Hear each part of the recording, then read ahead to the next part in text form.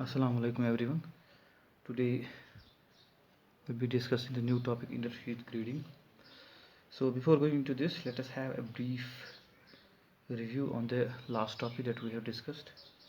So last time we discussed the capacitive grading and we discussed that we need a dielectric of different materials, and the material having the highest dielectric should be placed near the conductor and other layers should be placed in the descending order of the dielectric strength.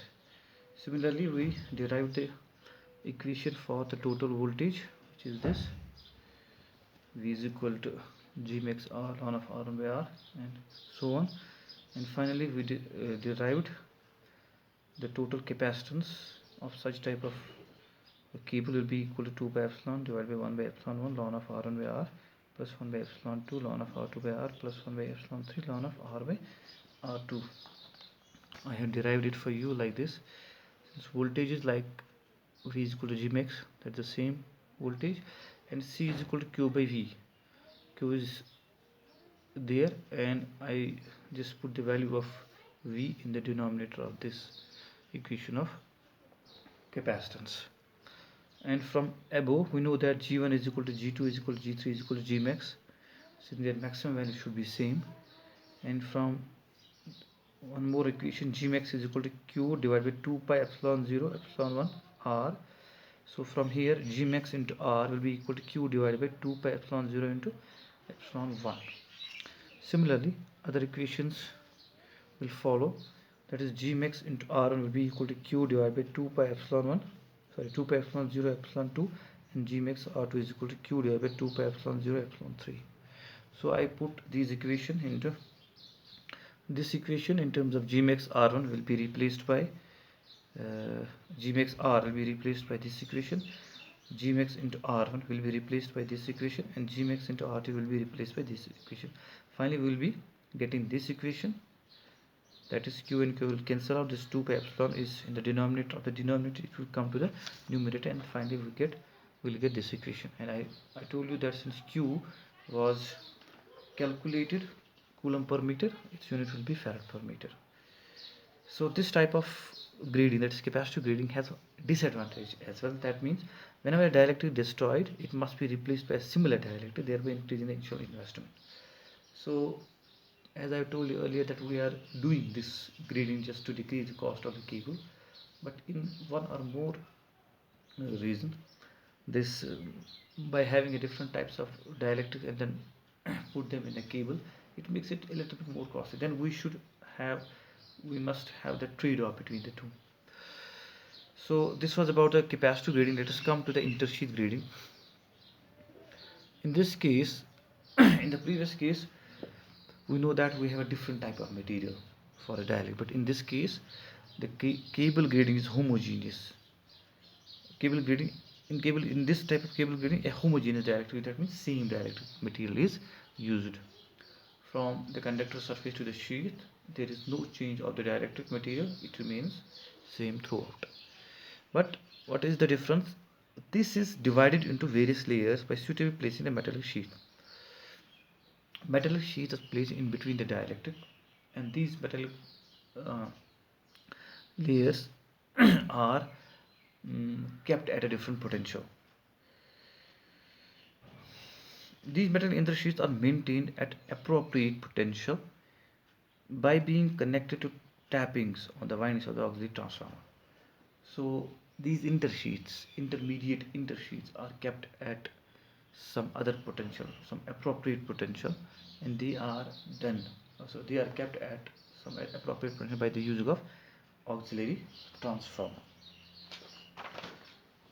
Show it is like this. In this case, this is the conductor of radius R.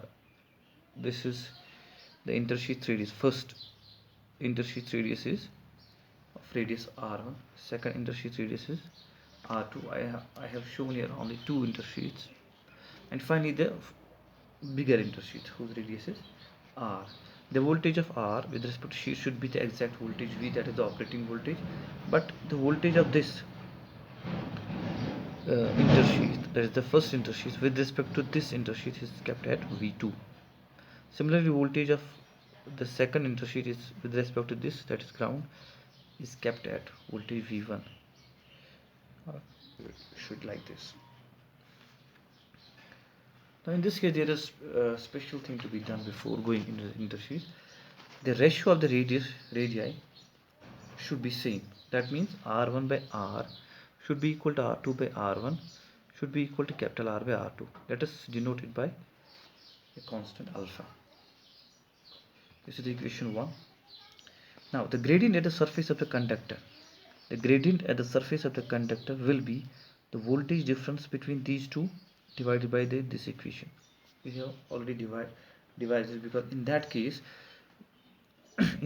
when we use first time, when we use a similar dielectric, in that case we get G max is equal to V divided by R ln of R by R. So there was only one material which runs from small r to capital R. The total voltage appearing was equal to this V. In this case, since the layer thickness is up to small r to R1, so we need to see how much voltage is appearing across this. That voltage is definitely the voltage between this layer will be this V, the total voltage, minus this V2. That is why I have written here V minus V2 divided by R from this surface to this surface. That is the starting point, and then from R1 to R, that is from this surface to this surface. Okay. Similarly, the gradients at radii R1 and R2 will be equal to V2 minus V1. That is the voltage difference between this layer. That is, this point is at V2, this point is at V1. That means voltage difference will be V2 minus V1. And we are going from R1 to R2. That's why here we have written R1 ln of R2 by R1. Similarly, for this layer, it will be V1 R2 ln of R by R2. Now, Gmax must be same at all radii. This Gmax must be same. That means V minus V2 divided by R ln of this R1 by R. Since R1 by R is equal to alpha, I have written over it as alpha.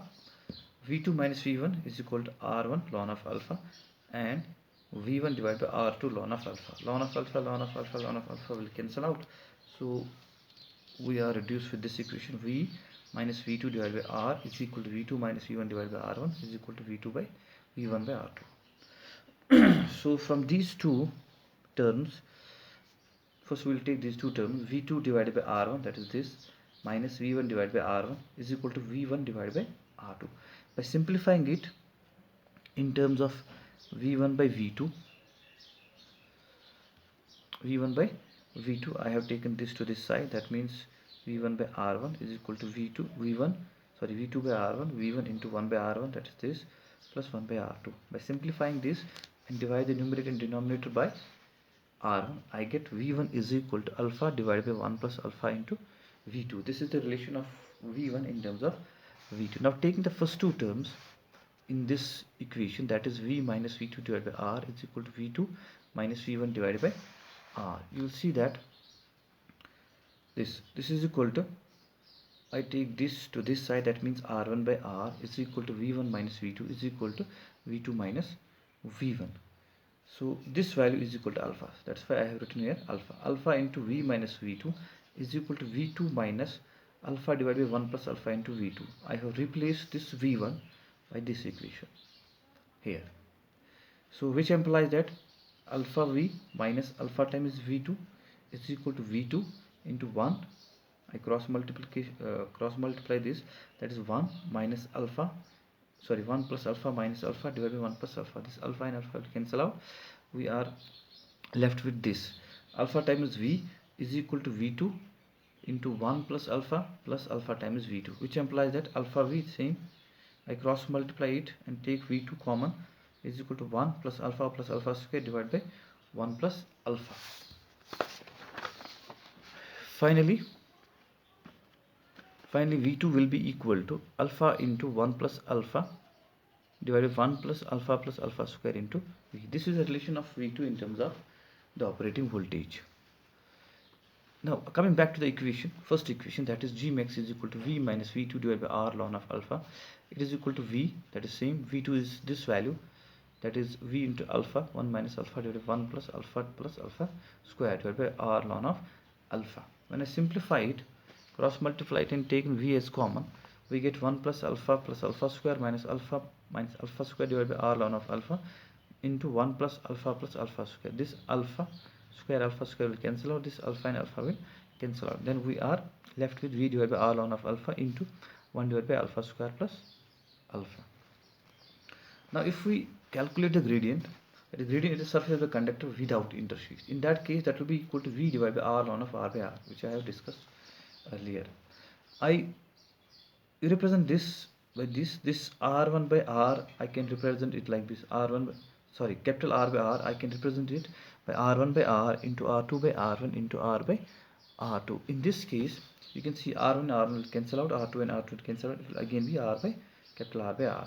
But this is equal to alpha, this is equal to alpha, this is equal to alpha. It will be alpha cube. So finally, this will be equal to V divided by 3R ln of alpha. So here I will divide this equation by this equation. So you will see that V R ln of alpha, V divided by R ln of alpha will cancel out. So we are left with this 3 divided by 1 plus alpha square. Since alpha is equal to R1 by R, which is equal to R2 by R1, which is equal to R by R2, you will see that this R1 is greater than R, this R2 is greater than R1, this R is greater than R2. In all the cases, this alpha will be greater than 1. When alpha is greater than 1, this will be equal to 1 plus some greater than 1 plus some greater than 1. That means whole equation, this denominator will be greater than 3. The whole equation will be less than 1. It means when it is less than 1, it means the maximum gradient with intersheath will be less than as compared to the gradient without intersheath. So we can conclude here, gradient with intersheath is lower than the without intersheath for the same overall size and operating voltage. This operating voltage can be calculated like this: V is equal to G mix R ln of R1 by R plus R1 ln of R2 by R plus R2 ln of R by R2. We have already derived it. So finally V is equal to G mix ln of alpha R plus R1 plus R2, because this is the common term. This is alpha, this is alpha, this is alpha, and I take this ln of alpha outside. This is about the intersheath grading.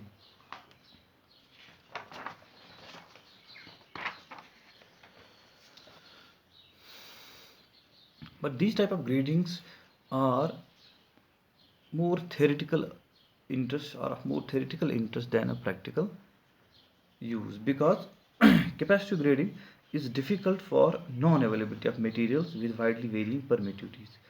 So in case of capacitive grading, we need the dielectric materials whose permittivities are very different, or we can say they have a diversity in their permittivities. And to have such type of dielectric materials in the market is difficult. And also when we design some dielectric and we say that its permittivity is this much, and we know that by aging or by temperature effect or by something else, this permittivity may change as time goes, and which may lead to the rupture of the, or we can see the potential distribution may change, and hence it may damage the cable.